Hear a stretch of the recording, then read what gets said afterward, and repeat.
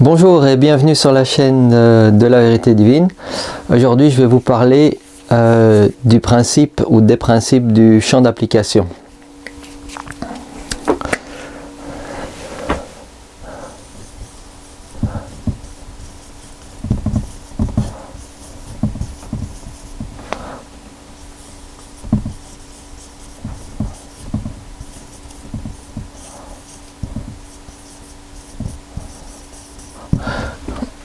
Ou champ d'application ou scope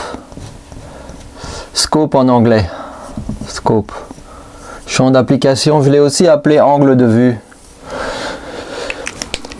Alors avant de commencer, je vous invite, si vous n'avez pas déjà regardé, à visionner une vidéo que j'ai faite qui s'appelle Comment Dieu a créé l'univers. Et là, j'introduis un petit peu ce qu'est le champ d'application, mais je pensais utile de décrire un peu plus précisément et de vous donner un exemple aussi d'un principe qui est que je trouve exceptionnellement intéressant personnellement. Dans la manière dont ça permet de répondre aux questions de comment l'univers peut exister et comment des choses des potentiels existent, qui peuvent être engagés ou pas pour la création de nouvelles choses dans cet univers, tout en ayant toutes les créations qui sont toujours sous le contrôle de loi. Donc Dieu a créé l'univers de telle manière que l'univers ne peut jamais aller dans le chaos. Il y a des lois qui contrôlent chaque création, de la plus petite particule infinitésimale de matière jusqu'à la création la plus complexe de l'univers qui est l'âme humaine. Et entre les deux, tous les potentiels de tout ce qui peut être créé est toujours contrôlé par des lois qui sont des lois d'amour et des lois de vérité, donc des lois qui permettent qu'il y a toujours le plus grand bonheur pour toutes les créatures et notamment pour les enfants de Dieu, pour nous les humains. Donc aujourd'hui je vais vous parler d'abord de la définition, je vais vous parler de la définition du principe et ensuite je vais vous donner un exemple, vous parler à partir d'un exemple pour mieux comprendre ce qu'est un principe relativement complexe à imaginer, mais je pense qu'une fois qu'on a compris le fondement, sans aller dans les détails mathématiques, on peut vraiment imaginer comme c'est un principe génial.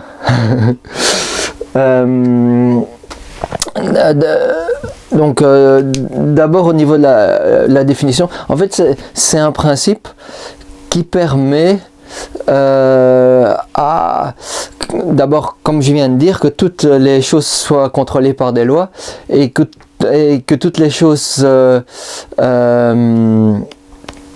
que tout l'univers puisse exister et que l'univers puisse en permanence évoluer ou d'évoluer, mais dans des limites qui sont fixées par les lois et qui donnent à la création vivante, notamment à l'âme humaine, un potentiel de se développer de manière finie et ensuite même de manière infinie, c'est-à-dire de changer, de grandir de manière infinie avec des nouvelles capacités, et tout en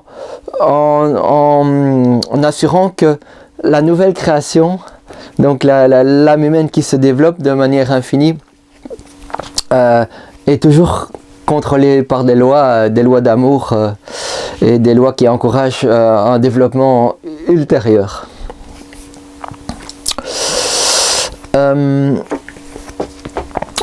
Je voudrais vous donner un exemple. Donc la deuxième chose que je voudrais faire, c'est vous donner un exemple de la molécule d'eau. Voilà. Donc l'idée du principe de champ d'application, vraiment, c'est que chaque élément de la création, que ce soit la plus petite particule infinitésimale, comme je disais, ou la plus complexe de la création, bien, elle est définie par des lois interne à la création. Donc si on prend l'exemple de la construction de la molécule d'eau, et en fait on a un élément qui est l'hydrogène, ou en fait et on a un autre élément qui est l'oxygène, et l'hydrogène, il est constitué de sous-éléments, de plein de sous-éléments qui ont eux-mêmes leurs propres lois, qui sont composés de sous-éléments qui ont eux-mêmes leurs propres lois, etc.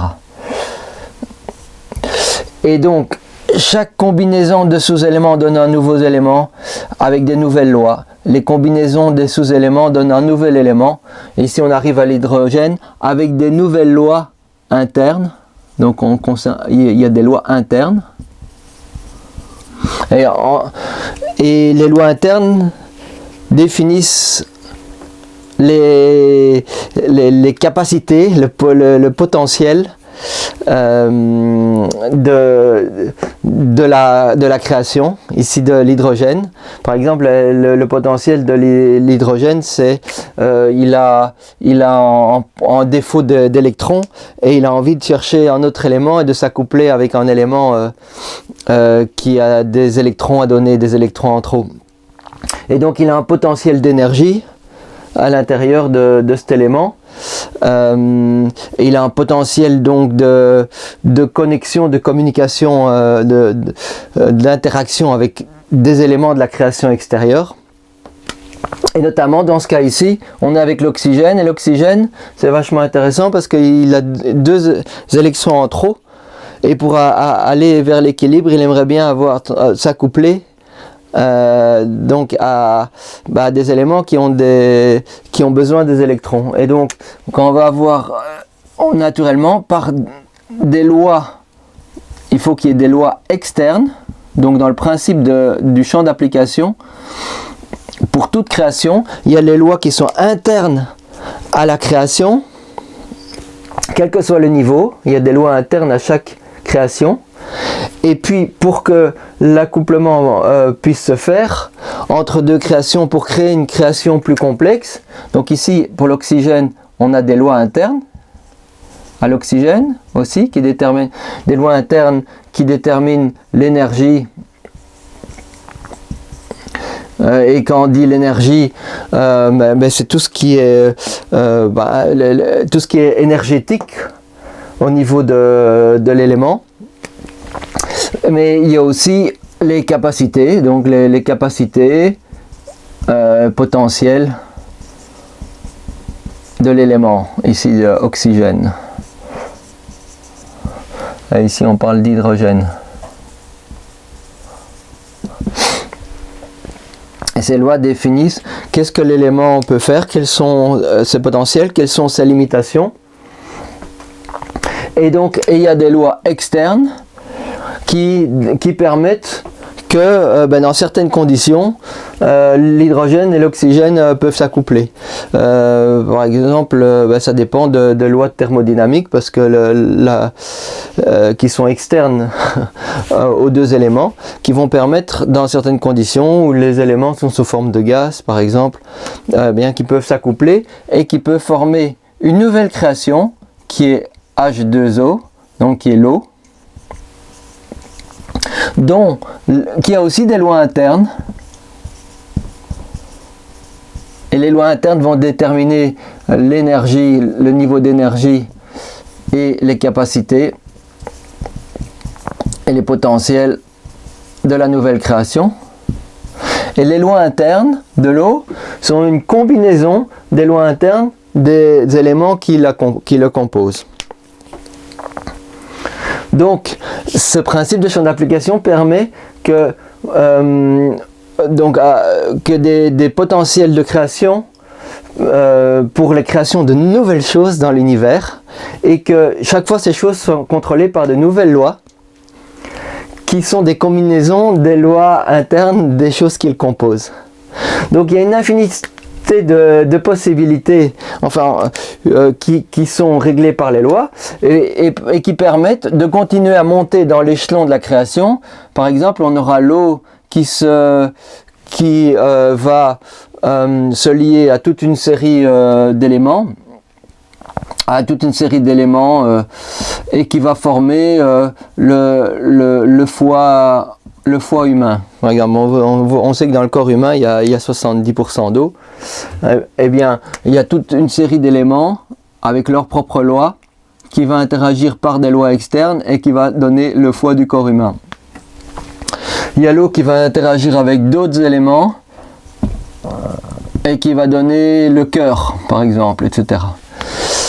Ensuite, il y a la nouvelle création qui a des lois internes et qui va interagir avec d'autres créations, etc. et qui va former, avec tous les éléments du corps humain, va former la création qui est le corps humain, qui est la plus haute création du monde physique. Et qui va répondre à toute une série également de lois internes et de lois externes. Par exemple, que le corps humain, il est capable de, au niveau énergétique, donc dans l'énergie, il y a la communication, il est capable de communiquer, mais pour cela, il faut qu'il y ait des lois externes. Par exemple, il faut qu'il y ait des lois externes qui déterminent qu'il y a une atmosphère qui permette au son d'être entendu par quelqu'un d'autre. Donc, la création à n'importe quel niveau, elle est définie par des lois internes qui sont des combinaisons des lois internes des éléments, ici dans ce cas le corps humain constituant du corps humain, et la capacité et le potentiel et l'énergie du corps humain est aussi influencée par des lois externes. Voilà, tac tac.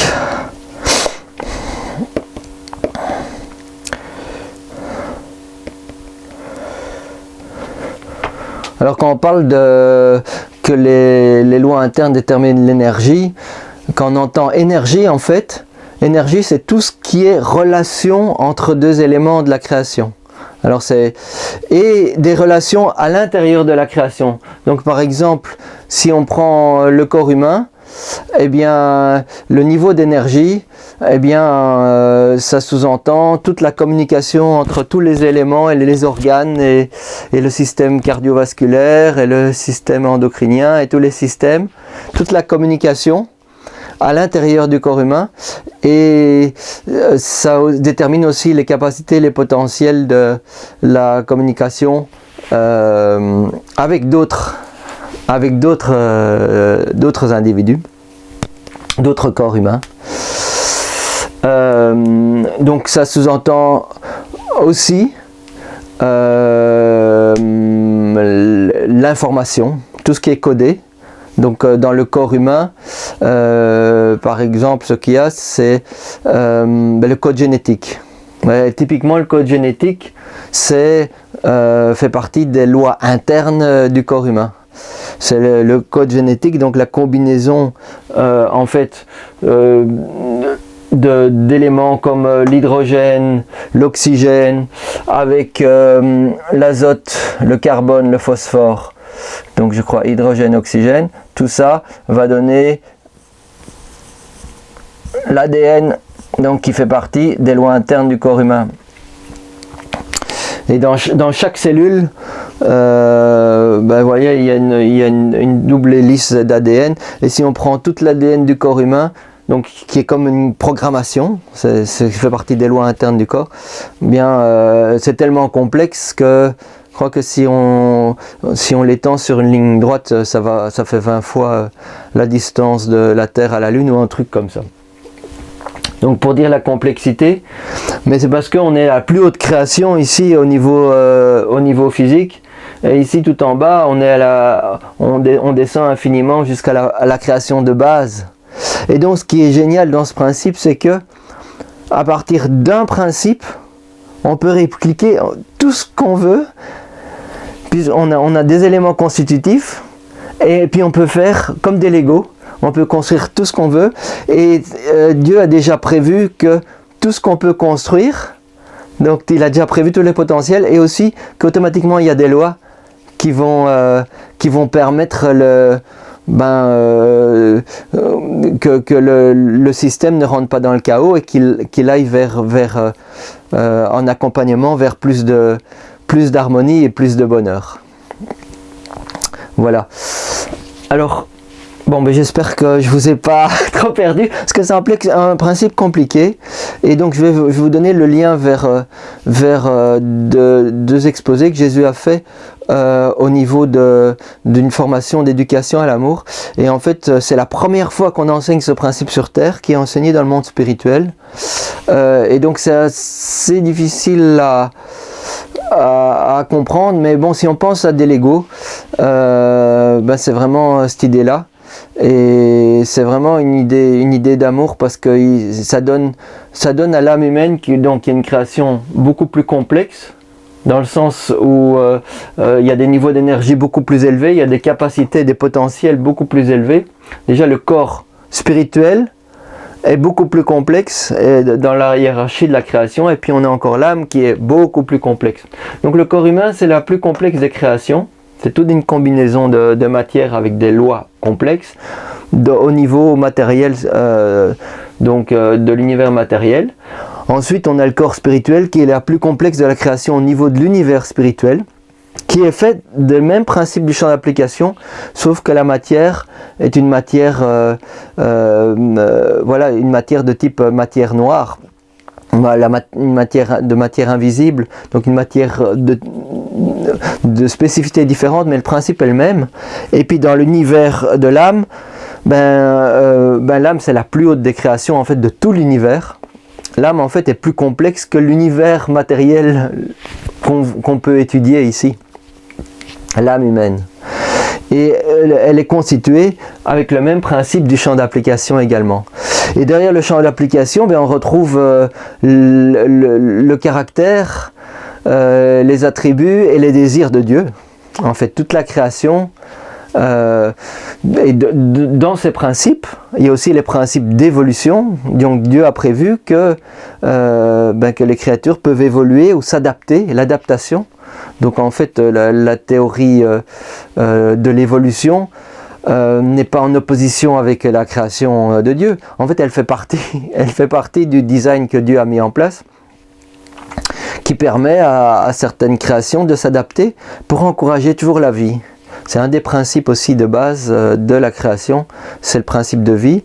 Un autre principe, c'est le principe de développement, les lois vont toujours dans le sens d'aider au développement des créatures et de la création.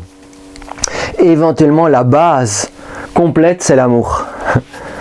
C'est l'amour. La base complète, c'est l'amour et la vérité. C'est-à-dire que tout est mathématique et scientifique et explicable.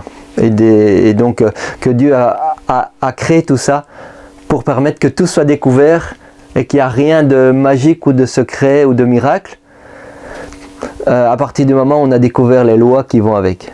Donc ce qui est un miracle, c'est simplement parce qu'on ne connaît pas encore les lois qui vont avec. On n'a pas encore découvert les lois impliquées. Voilà. Et pour terminer, je vous dirais que bien que c'est un principe bien compliqué, des enfants de 5-6 ans qui sont morts, qui sont passés dans le monde spirituel, eh bien, ils apprennent en fait à utiliser ce principe du champ d'application, par exemple, pour créer des brins d'herbe. Donc on leur apprend avec d'utiliser leur désir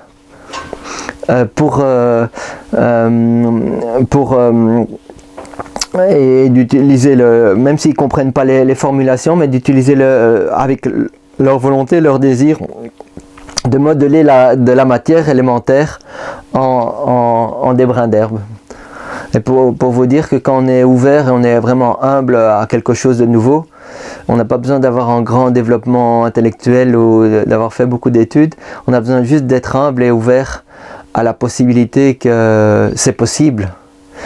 Et notamment, je vous suggère que ce que je vous explique, bien imparfaitement, et voilà, et véritablement la manière dont un des principes de base sur lequel l'univers repose, et qui permet à l'univers de continuer à exister et à se développer. Voilà, j'espère que cette vidéo vous a intéressé. Je vais mettre des liens sous la description des présentations de Jésus sur le sujet. Et puis, je vous remercie d'avoir suivi cette vidéo et je vous dis à bientôt.